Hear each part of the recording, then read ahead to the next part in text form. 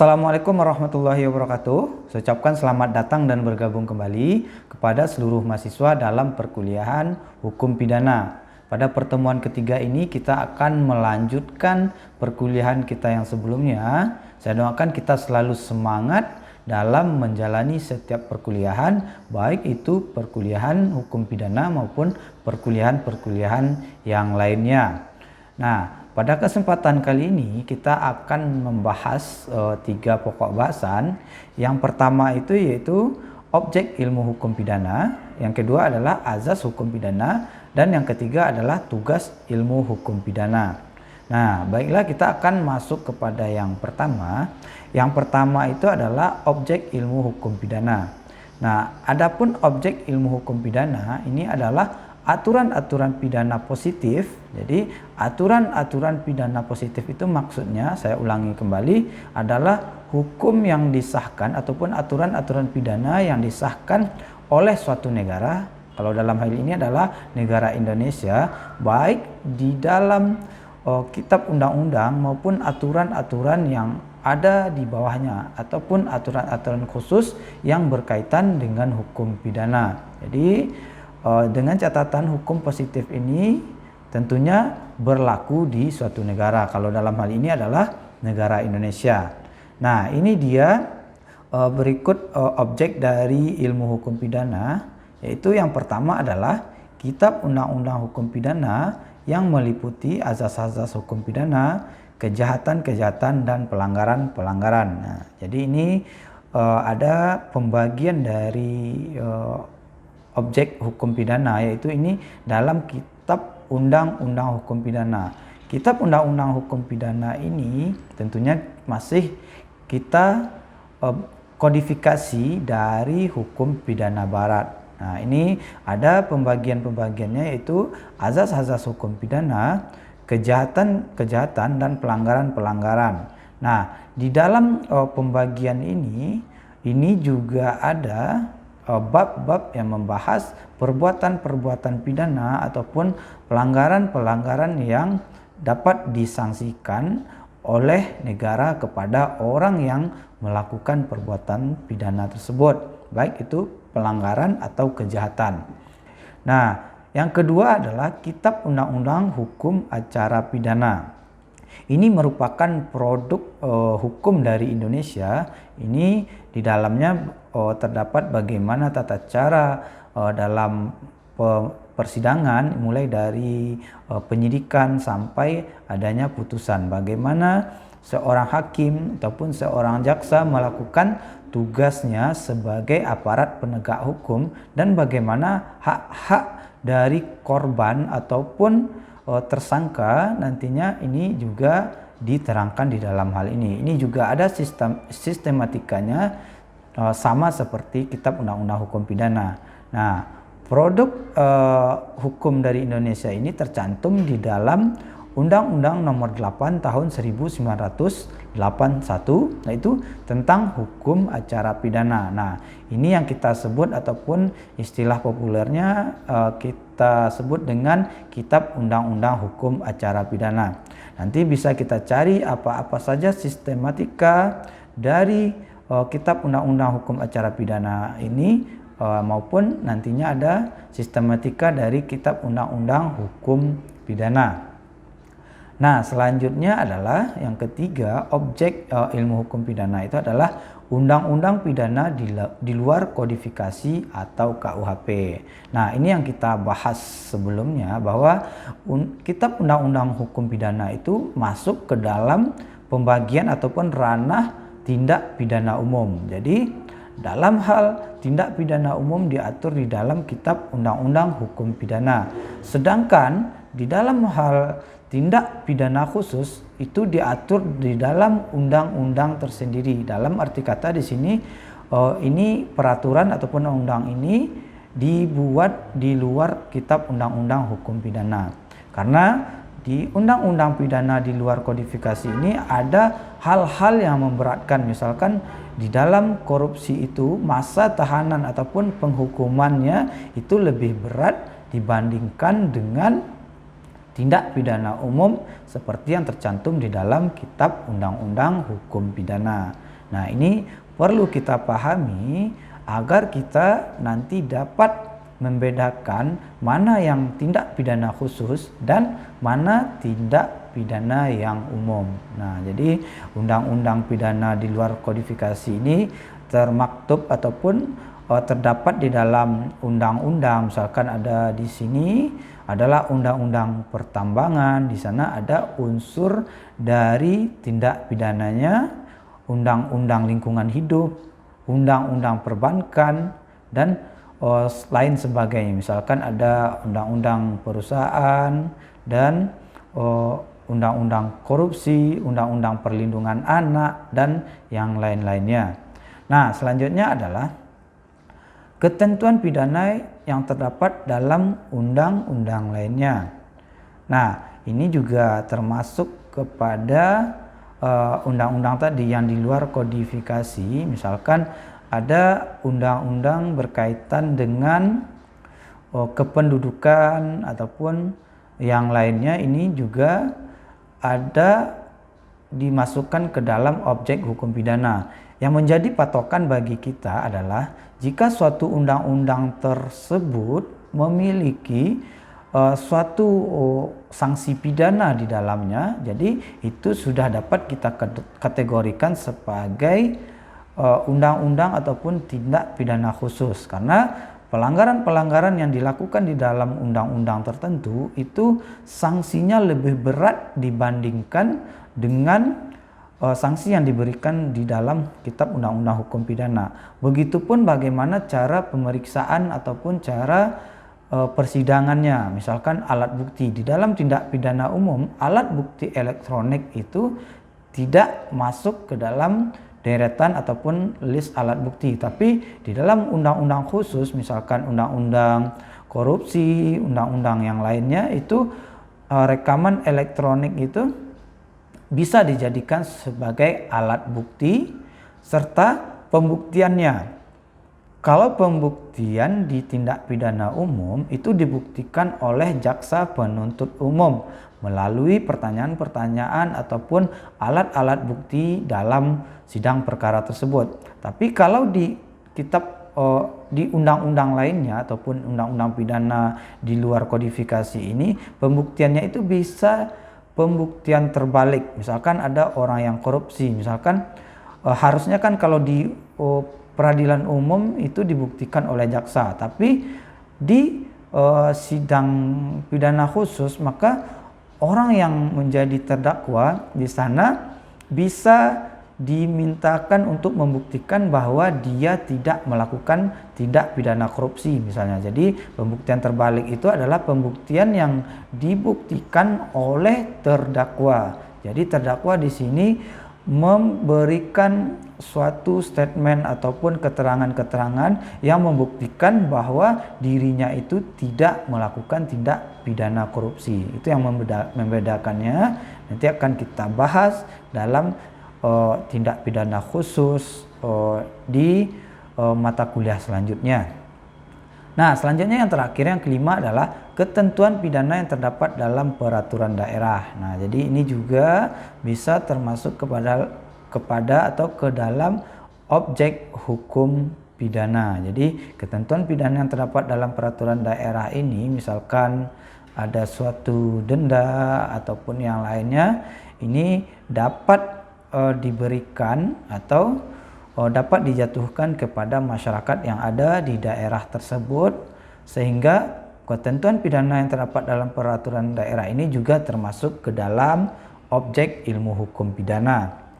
Baiklah, kita masuk kepada azas hukum pidana. Di sini tentunya azas hukum pidana ini merupakan azas inti yang harus ada di dalam hukum pidana. Ini yang pertama itu adalah azas legalitas. Ini yang kita jelaskan bahwa suatu perbuatan itu harus ada hukum yang mendahulunya atau hukum yang mengaturnya, baru bisa dikatakan sebagai suatu tindak pidana. Nah, ini dia azas legalitas atau yang biasa disebut sebagai nullum delictum nulla poena sine pravea lege penali. Ini memiliki arti Tiada suatu perbuatan dapat dihukum tanpa ada suatu peraturan yang mengatur hukum ataupun perbuatan tersebut sebelumnya. Jadi di sini azas legalitas ini harus ada terlebih dahulu yang mengatur perbuatan ataupun suatu perbuatan yang dilakukan oleh seseorang. Misalkan ada perbuatan pidana itu mencuri. Andai kata perbuatan mencuri itu tidak ada aturannya di dalam suatu peraturan perundang-undangan di Indonesia misalkan, ini juga tidak termasuk ke dalam tindak pidana karena melanggar azas legalitas. Di sini bisa kita simpulkan bahwa jika kita melanggar suatu aturan yang sudah ditetapkan, maka kita akan bisa memenuhi unsur pidana nantinya. Tapi berkaitan dengan apa-apa yang belum diterapkan ataupun belum ditetapkan oleh pemerintah ataupun orang yang berwenang, kita lakukan. Ternyata perbuatan itu memang salah, tapi tidak ada di dalam azas ataupun di dalam peraturannya, maka itu juga tidak bisa menjadikan kita sebagai tersangka misalnya dalam hukum pidana. Ini yang bisa kita petik ataupun kita simpulkan dari azas legalitas ini. Jadi kita sebagai sarjana hukum nantinya ataupun calon sarjana hukum, jadi kalau ada kejanggalan-kejanggalan ataupun hal-hal yang tidak semestinya, kita kembali ke aturan. Ini khusus dalam hukum pidana. Apakah ada aturan yang mengaturnya atau tidak?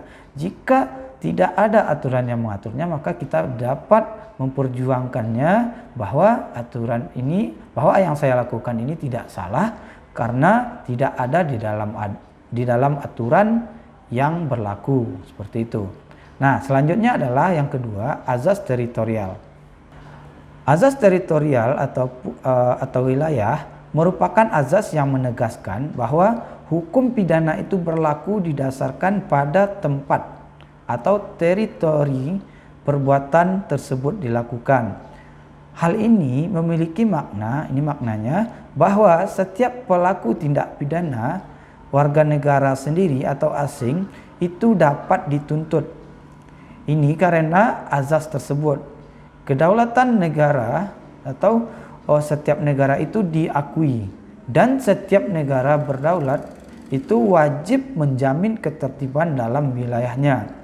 Nah, ini azas ini tercantum dalam pasal 2 dan pasal 3 Kitab Undang-Undang Hukum Pidana. Nah, jadi berdasarkan tempat, azas teritorial ini adalah berdasarkan tempat. Kalau kita bawakan ke dalam bentuk yang sederhana, misalkan orang melakukan pencurian di Bukit Tinggi misalkan ataupun di suatu daerah, maka orang yang pertama, aparat yang pertama yang melakukan operasi ataupun melakukan penyidikan ataupun penangkapan adalah aparat kepolisian yang ada di wilayah tersebut. Misalkan di sini adalah Polresta Bukit Tinggi misalnya. Ini merupakan azas teritorial.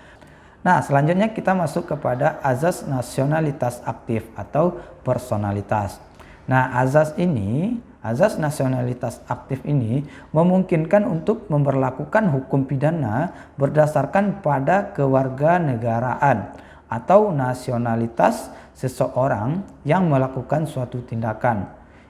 Hal ini memiliki makna bahwa yang terpenting berdasarkan azas ini adalah hukum pidana hanya dapat diberlakukan pada warga negara saja, sementara tempat tidak menjadi masalah. Jadi misalkan azas nasional aktif ini, misalkan kita adalah warga negara Indonesia dan kita melakukan tindak pidana korupsi dan kita melarikan diri misalkan ke luar negeri, maka tetap berlaku hukum Indonesia kepada orang yang melakukan tindak pidana korupsi ini. Jadi negara berhak untuk mencarinya ataupun mengejar ataupun menangkapnya walaupun di negara lain. Misalkan ini bisa dilakukan dengan cara bekerja sama dengan aparat keamanan ataupun aparat kepolisian di negara tempat orang ini melarikan diri.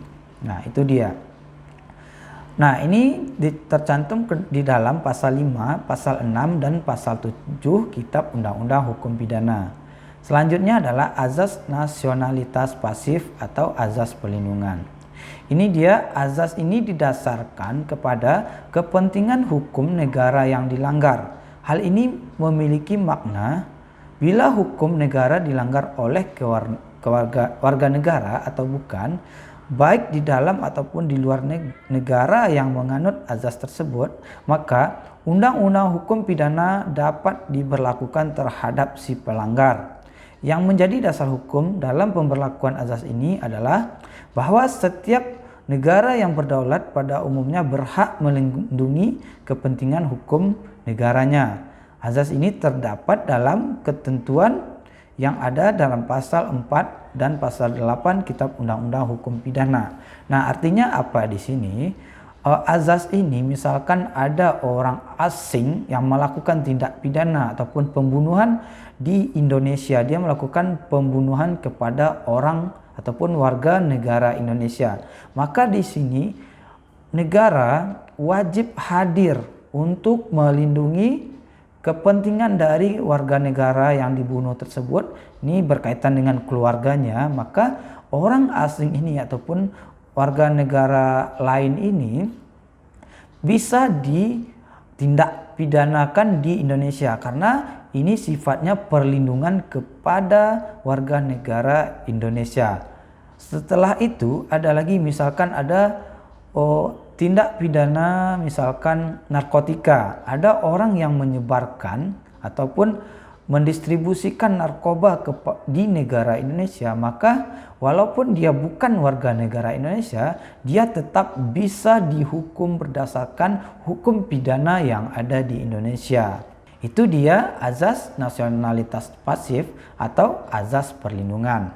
Nah, yang kelima atau yang terakhir dari azas hukum pidana adalah azas universalitas. Azas ini menyatakan bahwa undang-undang hukum pidana dapat diberlakukan terhadap siapapun yang melanggar kepentingan hukum dari seluruh dunia. Yang menjadi dasar hukum bagi pemberlakuan azas ini adalah kepentingan hukum seluruh dunia.